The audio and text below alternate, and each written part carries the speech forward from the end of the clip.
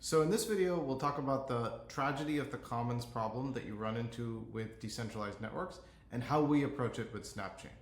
If we go back to the diagram we had in video 1, where we see the Snapchain network and the different nodes, let's sort of add a third evil actor, let's say it's me in this case, that decides to run their own node and then flood this network with a lot of messages. They're just going to send hundreds, thousands, maybe millions or billions of messages all of the time, all signed by the user.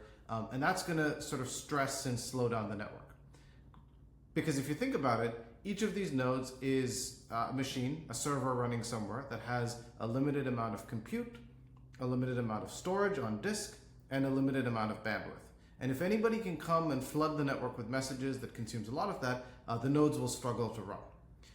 And this is a common problem in a lot of decentralized networks, right? Like email, even the web. You have these spammy servers that can send out lots of stuff.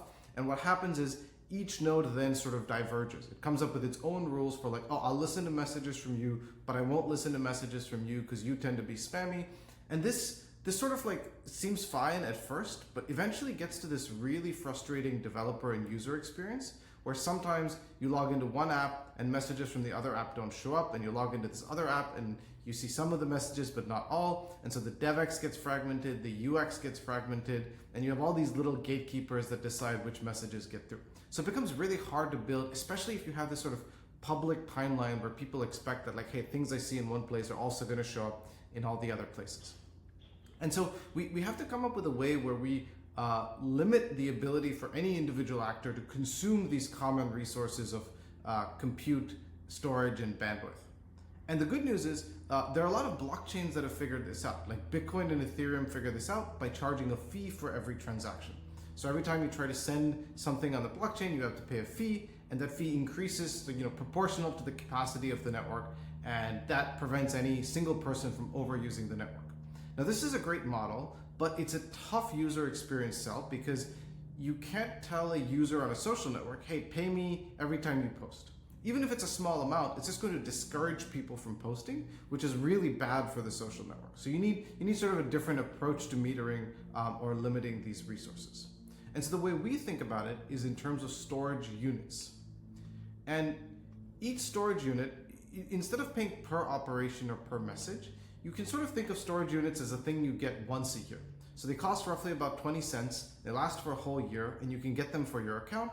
And it gives you the ability to store 500 messages on your disk. It gives you the ability to send up to 200 messages a day. And there's no limit on compute because, again, because of this nice property we talked about earlier where Snapchain is not Turing complete, each of those messages can only trigger a specific number of computations. So if we limit the bandwidth, we're also sort of limiting the amount of compute that can happen, so we don't need a special compute limit, which other chains like Ethereum have to do with how they think about gas and modelers. And you can sort of think of the storage abstraction as our type of gas if you're coming from a different network, except instead of it being something you pay per operation, you sort of pay per account per year, and then you get the ability to do stuff every day for that year, so the user doesn't have to think about it for a really long time. One of the nice things about this, and this is sort of tailored to the fact that this is a social network, is if you run out of disk, you can imagine that it's quite common, right? Like you send 1,000 messages. You have two options. Option one, you can go buy a second storage unit and now you get 1,000 messages.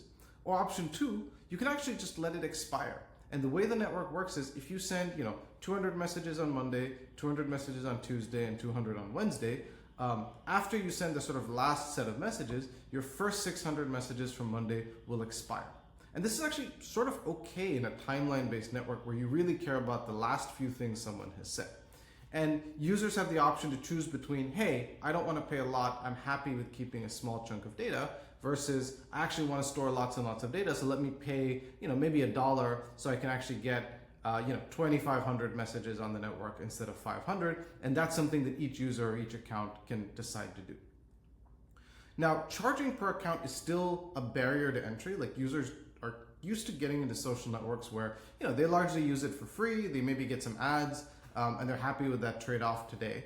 And our goal with storage is to actually continue bringing this cost down. As Snapchain launches, as we scale it, we think we can get this cost down to about 5 cents a year to get a basic storage unit. And this is sort of a magic number because if you look at other social networks like TikTok and others that let you sign up with a phone number, they've onboarded billions of users by verifying phone numbers, which roughly cost about 2 to 5 cents. And if getting a Farcaster account is also in the same ballpark of having it be 5 cents, then it's credible that someone could actually build a billion user social network using this protocol and onboard all of the users and cover their fees. Now you might want to do some checks and make sure users are not spammers, but this sort of strikes the nice balance between no app is going to be able to flood the network. They're going to validate their users somehow, make sure that they're legitimate, and then pay for their storage. So users don't have to think about storage, and they could get the right to show them ads in return, or make money off of transactions because there's crypto wallets, or there's lots of monetization mechanisms. But then users get to enjoy their free accounts, they get to use the protocol as they like, and they can onboard with sort of this traditional Web 2 experience.